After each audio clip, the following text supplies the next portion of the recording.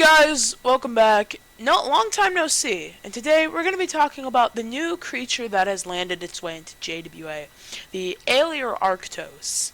Now, I don't exactly know how to pronounce its name, so I'm just going to be calling it the panda throughout this video.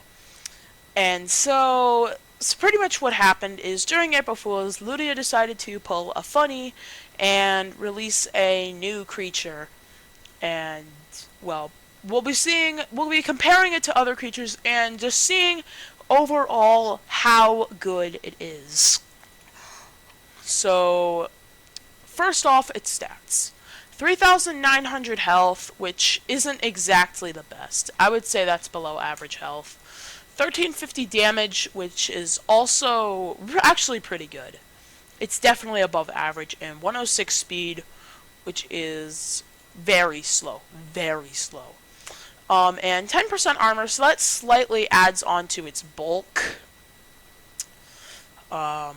Anyway, its resistance is 75% speed decrease and 75% vulnerability resistance, which is pretty good. Actually, no, it's pretty bad. At least for resistance standards, it's not really that good overall. It's actually worse than Arctidus' resistances, but I am getting ahead of myself. So you might be thinking that this creature is really bad. But it isn't, because it has some really good moves to make up for those stats. Like, for example, Ferocious Shield and Heal, which is its unique move. So what it does is it increases damage, it sets up a shield for one turn, and it also heals. So this is actually a very good move, because it's basically a stall move. Even though it doesn't do any damage, it does so much in one turn. And it's able to be spammed constantly, so you can get a good amount of damage, which is good because it has two other moves. Both of these are very powerful attacking moves. First being Alert Accelerating Impact, doing an impact which is 2250 on, well, also decreasing speed, vulnerabilizing, and if it's threatened, it also adds a 75% chance for a stun, but it doesn't slow down. So overall, very good move, especially since you can get that stun with such high damage and only one cooldown. And the other move that it has is Fierce Rampage, which does 2,700 damage. Remember, that isn't even paired with its ferocity. And another thing that it has is Counter Power Heal, so even if it gets hit while setting up its Ferocious Shield and Heal, it can also heal itself by about 234 health, and it also has a swap and heal, so in case you need to swap into it, you can. So you can swap into it and then heal. Now, another thing that I want to compare it to is other Fierce Resilience, at least in the stat by department. So as you can see, the blue is the panda, and the rest, or like the grayish, is the median, Fierce Resilient median.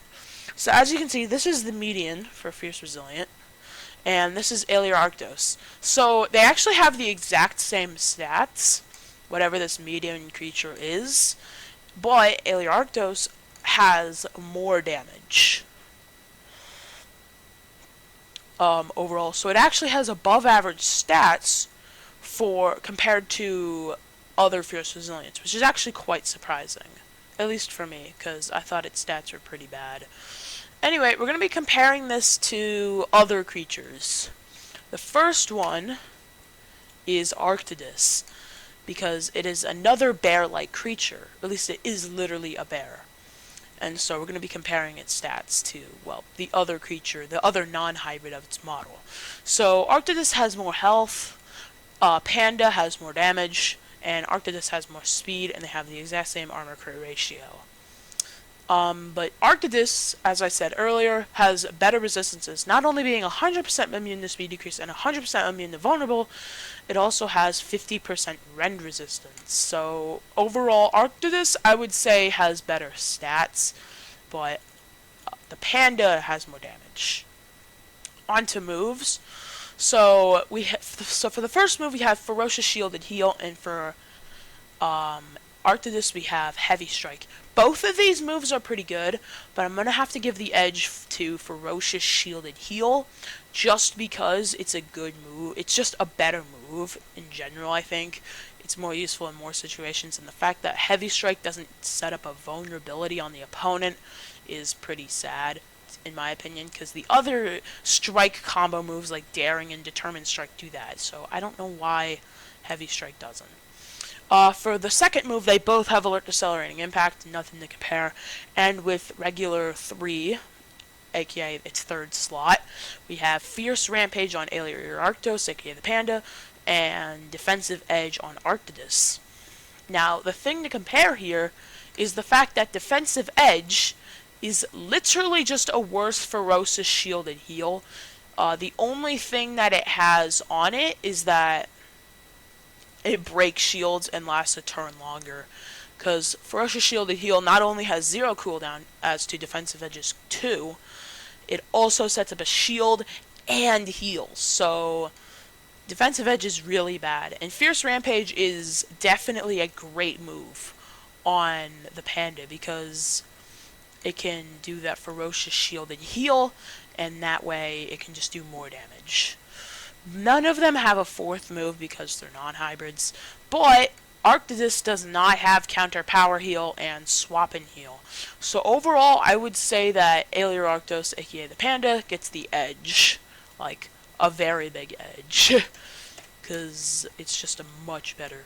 Now, I'm going to be comparing the Panda to other fierce resilient creatures of its rarity. So first, I'll do Concavenator. Because these guys are actually both, I mean, not really that similar, but they do kind of have similar stats. So, Ailurarctos and Concavenator. Ailurarctos has more health, more damage, same speed. Conc has 10% crit, but Ailurarctos has 10% armor. So I don't really know which one of those is better. Probably armor, because even still, you still have a 90% chance to not get a crit. And with resistances, Ailurarctos, aka the Panda, wins it out because Conk only has 25% vulnerability resistance. Very sad. Now, on to the moves.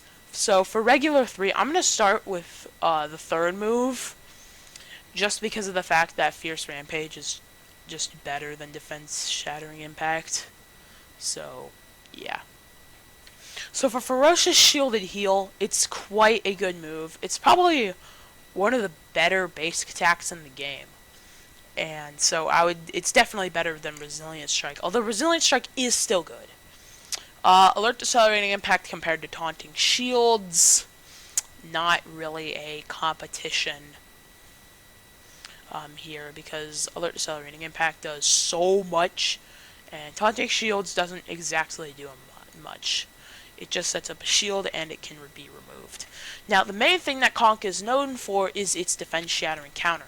And I will say that both of these have good counterattacks, at least like paired together with the creature build.